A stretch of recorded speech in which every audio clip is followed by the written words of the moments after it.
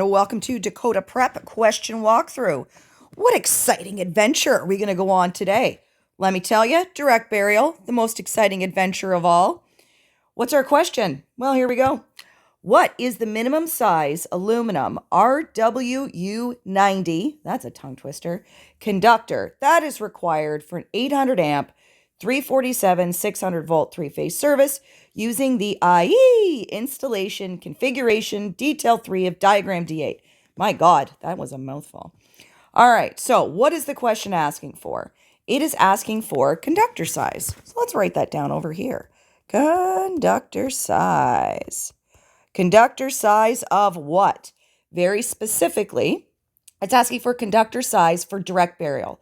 Now, the question doesn't specifically say direct burial, but we know whenever we see anything that involves Appendix D, that it means direct burial. As you see where it says diagram D8, you see the D in front of the 8, that means it's Appendix D, so direct burial. All right, there we go.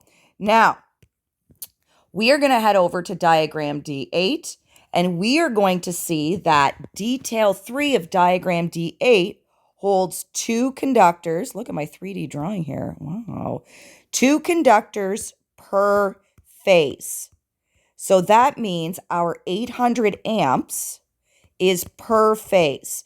So the 800 amps needs to be split between these 2 conductors. Obviously, the math on that's pretty easy. So we're going to go 800 divided by 2. Let me pull up my calculator. Ha! Just kidding. I'm smart. So 800 divided by 2 is 400 amps. That was nice and easy. So now when you flip the page, you're going to notice there is a table associated with all of the diagrams in Appendix D.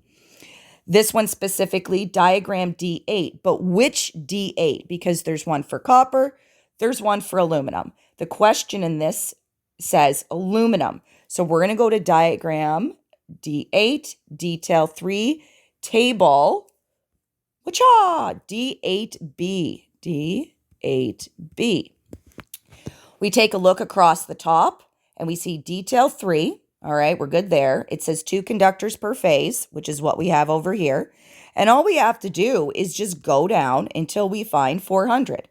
So we go all the way down and we see that a 350 kc mill can handle up to 422 amps.